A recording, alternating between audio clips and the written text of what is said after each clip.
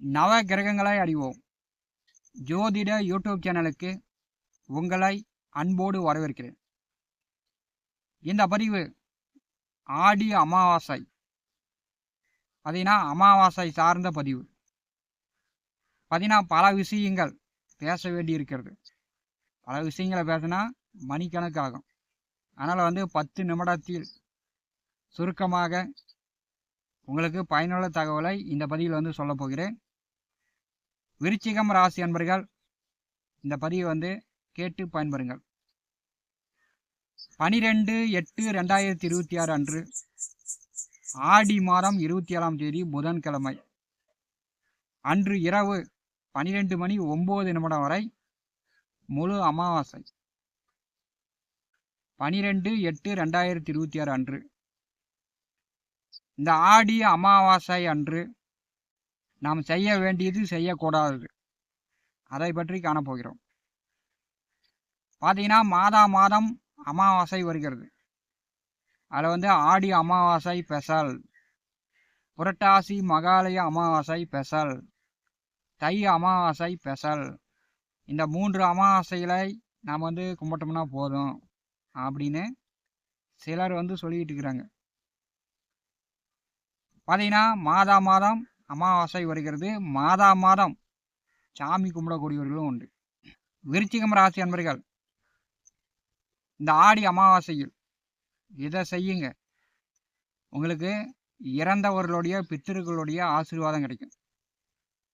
இதை செய்யாதீங்க, பித்திருக்களுடைய சாபம் கண்டிப்பாக கிடைக்கும்.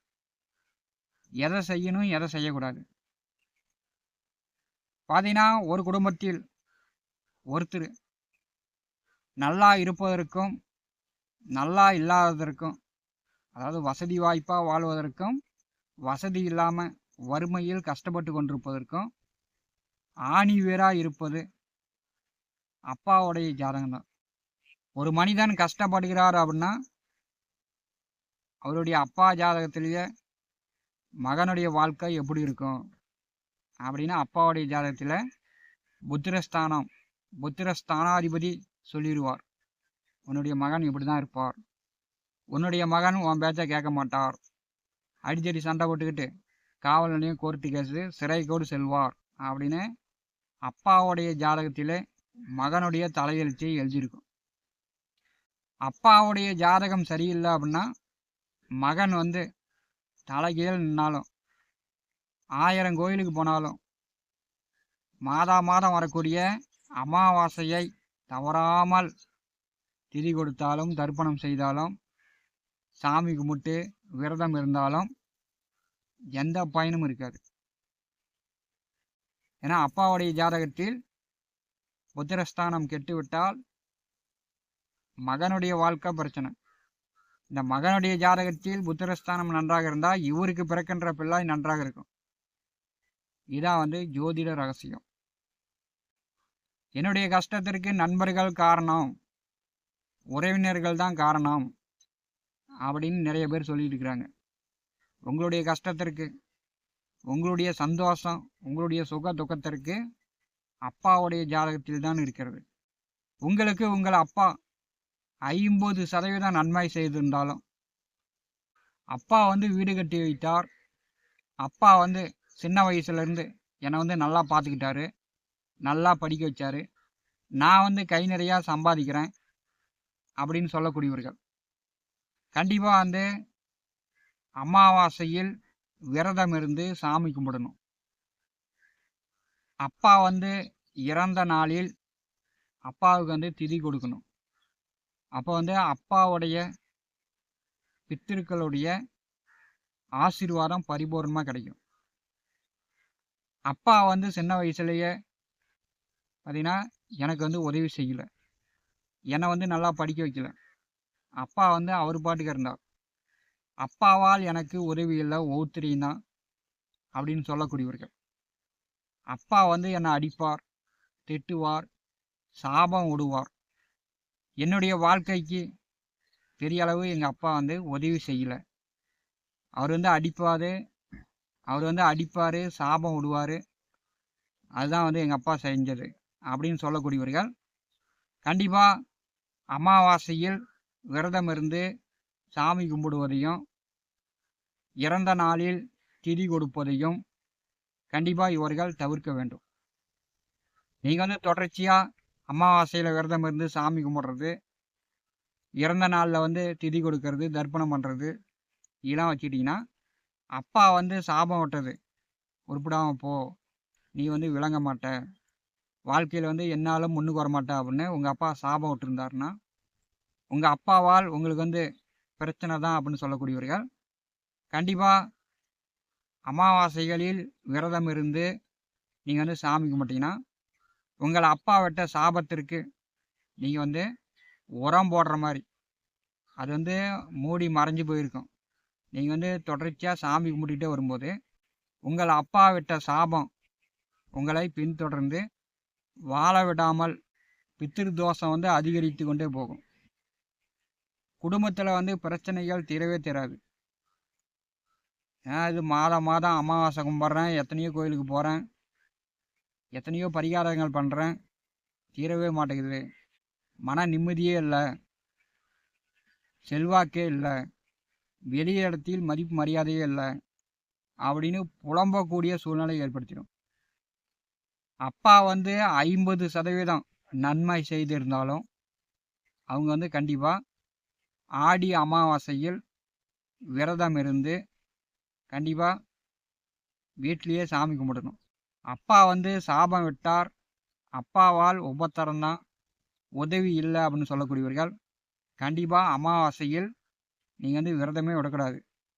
அமாவாசையில் வந்து நீங்கள் வந்து சாமி கும்பிட்றத தவிர்க்க வேண்டும்.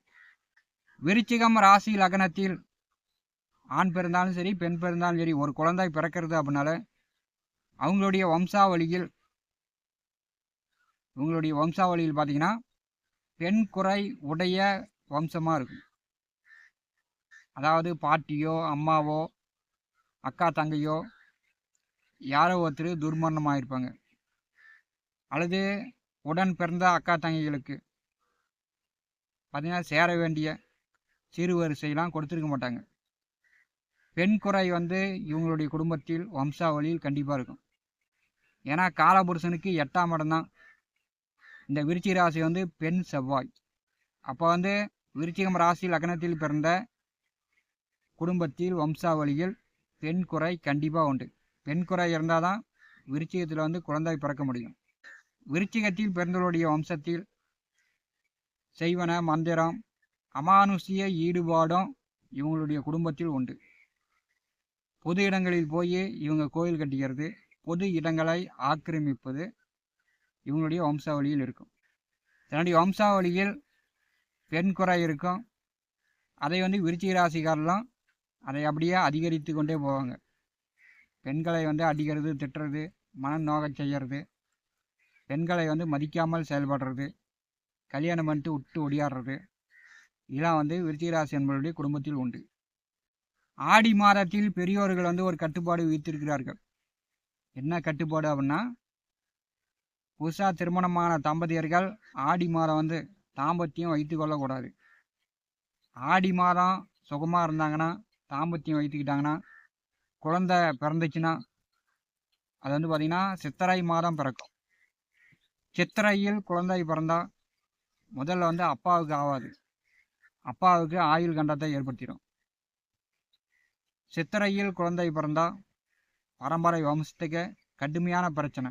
அதனால தான் வந்து ஆடியில் தம்பதியர்கள் ஒன்று சேரக்கூடாது அப்படின்னு முன்னோர்கள் காலங்காலமாக கடைபிடித்து கொண்டு வந்திருக்கிறார்கள்.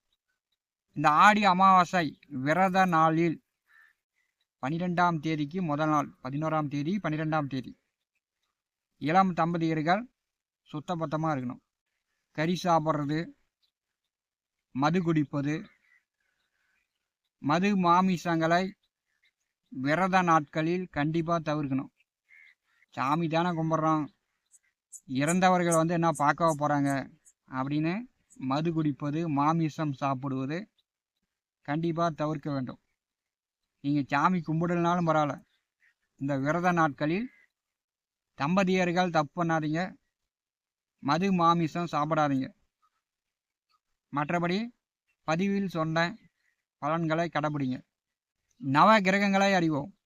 இந்த ஜோதிட யூடியூப் சேனலில் தினந்தோறும் ஜோதிட பலன்கள் பதிவிடப்படும். நம்முடைய சேனலை பார்த்து கொண்டிருக்கக்கூடிய அன்பர்கள் சப்ஸ்கிரைப் செய்து கூடவே இருக்கின்ற ஆல் பட்டன் அழுத்திங்க. நன்றி, வணக்கம்.